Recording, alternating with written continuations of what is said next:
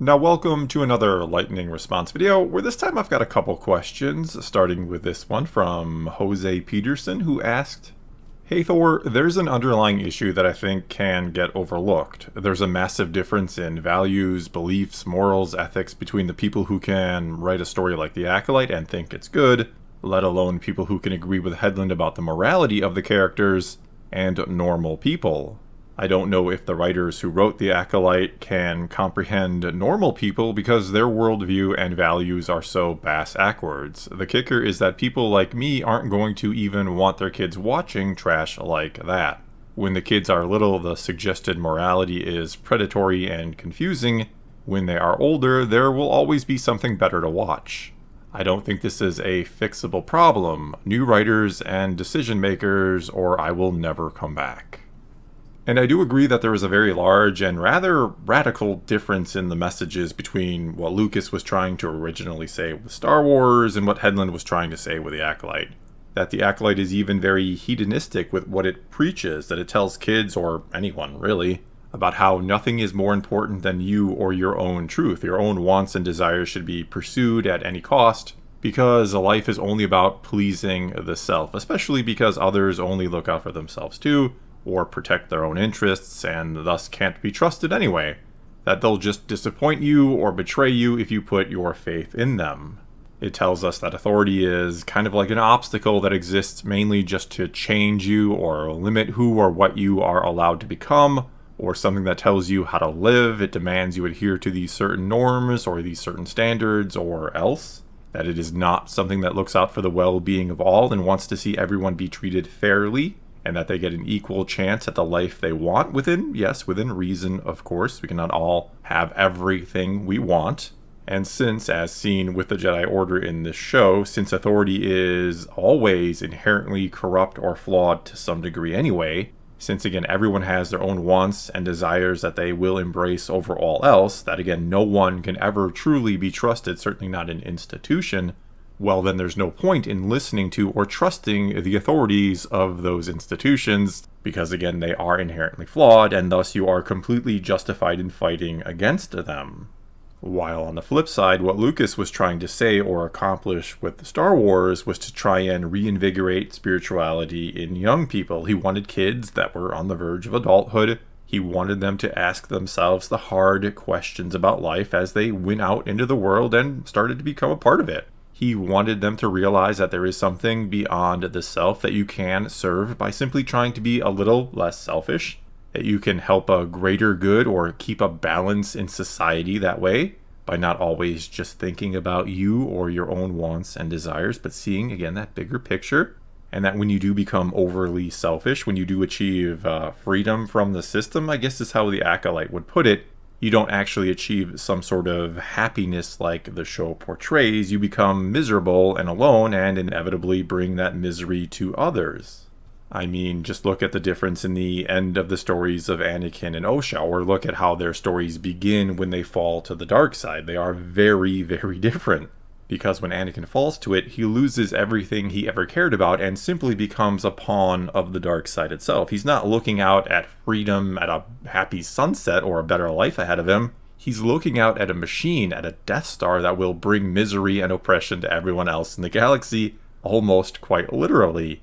He's not standing next to someone he cares about and that cares about him and that they can trust each other. He's standing next to someone who manipulated almost his entire life. He's standing next to the Emperor, a fellow Sith Lord who only sees him, who sees Anakin or Vader, as this tool that he can use to further his own goals. Whereas the Acolyte shows falling to the dark side as almost this romanticized thing, and even Headland has said she kind of relates more to the Darksiders and Sith and kind of likes them more. She sees it as breaking free of all that held you back from honoring your true self. It shows looking out at a sunset of possibilities, you could say. All the while standing next to someone you are falling in love with. It glamorizes being selfish, really. Says it is the only or most rewarding way to live your life, to only think about yourself. But in all reality, a world or galaxy where everyone tries to live this way, where everyone follows their own rules and prioritizes themselves all the time or above everyone and everything else, it is going to be nothing short of an absolute hell, which is why we do need institutions, why we do need authority to stop the people who would not stop themselves, like Osha and Kamir here. And though, yes, the Acolyte is trying to present things from a dark side point of view, I totally understand that, and I don't have any real problem with Star Wars every once in a while trying to do this, with trying to show it from the dark side or the bad guy point of view. But the problem is, it's not written clever enough, or more likely simply was never intended to be. It was never intended to show the massive pitfalls that come with the dark side. Again, it is kind of glamorized or romanticized in the show. It doesn't show us villains thinking they have won or accomplished some type of great freedom, only for us, the audience, to clearly see the truth that they are missing, where we see that they have actually brought upon themselves some sort of impending disaster. And sure, maybe that is what a second season of The Acolyte would have done, but I have a really, really hard time believing someone like Leslie Headland, who again sees the dark side as kind of this cool thing, and who sees many of these characters as sort of self-insert characters, or stand-ins for the struggles of her own life. Well, I highly doubt a second season would have been anything more than Osha and Kamir being misunderstood and kept down for not living as they should, as society deems they should, and then ultimately dying tragically because they weren't just allowed to be their true selves and left alone or something like that. In other words, yes, there is just a moral divide when it comes to what Star Wars once was, what it was intended to be by George Lucas, and you can say he sold it and it is now free to be changed or interpreted differently, yes. But there is a huge difference from what it was and why people enjoyed it back then over what it is today, and thus turns a lot of people off for not being what it once was by preaching sort of, again, very hedonistic message with this show. Headland very much wanted to tell a story about herself, about her own life and what has oppressed her and her own struggles and all of that, which, sure, she's free to do that. I have no problem with someone telling why they feel like the world is not the place it should be.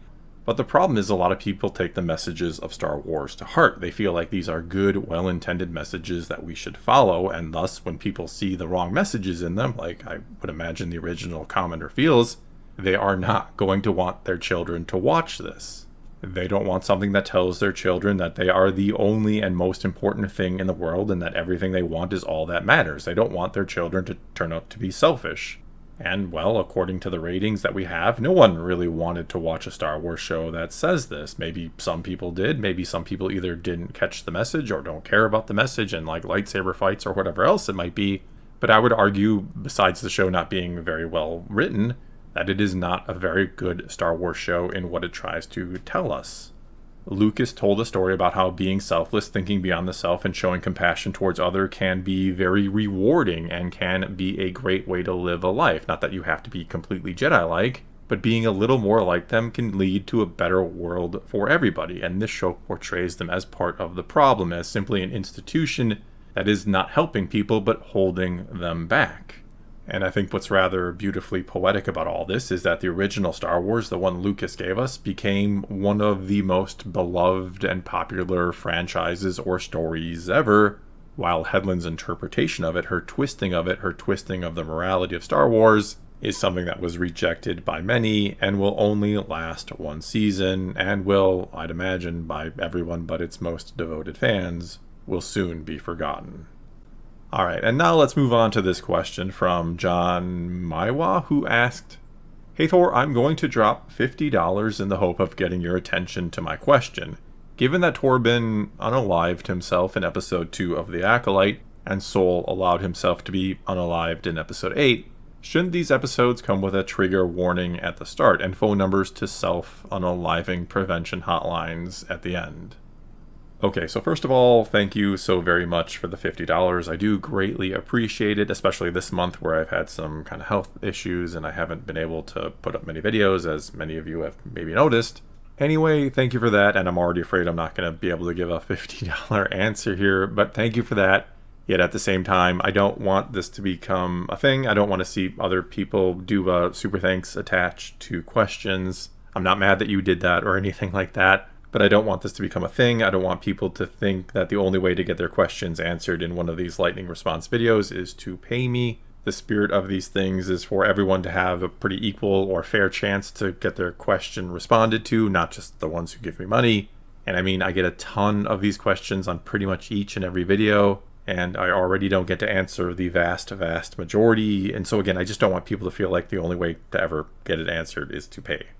All that awkwardly said, I do agree that anytime a story deals with this sort of thing, which YouTube doesn't even like the name of it said, which should really tell you how kind of sensitive of an issue this is.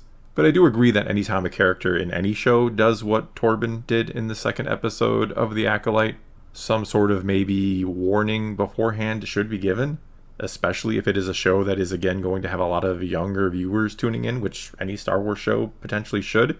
And that at the end something can be said. It doesn't necessarily have to be like an old school G.I. Joe PSA or anything, but certainly something can be said and the hotline number can be shared, because I don't know if there is anything more tragic than this, especially when it is a young person who does it. And I know this is a problem that is getting worse. I know more young people than ever are doing this, which is honestly maybe the saddest thing I could ever imagine. I don't know if anything else can be a greater commentary on the fact that things are wrong with the world than this. I just can't imagine having so little hope at such a young age that you would feel like this is your only escape when you have your whole life ahead of you. And even going back to that first comment about what Lucas created Star Wars for, he did it to help kids make the adjustment into adulthood and into the larger world, and about how they can find their own place and purpose in it, which is a very, very hard thing to do, obviously. And it's maybe crazy to think that in Star Wars now, we have a Jedi character who felt like when they were a kid, basically, that they had done something so bad that they felt like they had to do this. Even though in all reality, what they had done wasn't really their fault or all that bad.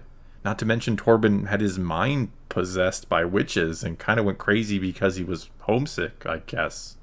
But anyway, I honestly cannot believe that Lucasfilm and Disney allowed a Jedi character of all characters, they shouldn't have allowed any character in Star Wars, I think, to do this, but allowing a Jedi character of all to do this was just kind of crazy in my opinion. And mainly it was done as a way to sell just how bad what the Jedi had done on that fateful night to the witches. This was such a dismantling of the Jedi that I'm, again, surprised Disney and Lucasfilm were okay with all this. So yeah, I do agree that something could have been done or said in relation to that episode, and also the 8th episode, what happens to Soul. I do think Star Wars should be about giving hope to children and helping guide them to be the best person they can be, because that is a difficult journey in today's world especially, I'd argue. And I really don't think Star Wars should be telling children that the only things that matter are what they want and how they feel, and that anyone who tries to help you is really not trying to help you. That they're trying to control you or dictate who or what you can be. It is crazy how far Star Wars has fallen, and I do hope that the rejection of the Acolyte by many people, this moral gap that it shows us between what it once was and what it is, I do hope that this is a turning point for the franchise. Well, that's going to be all I got for you this time. Now it is your turn to take to the comments below and tell me what you think about all this. What do you think about this moral gap between what Star Wars once was and what it has become, or what something like Headland used it for, I should say. Not all modern or Disney Star Wars is, of course, pitching the wrong sort of message, you could argue.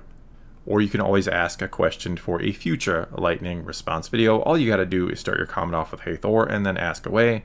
But whatever you choose to do, leave a comment below and let's talk some Star Wars. And until next time, thanks for watching.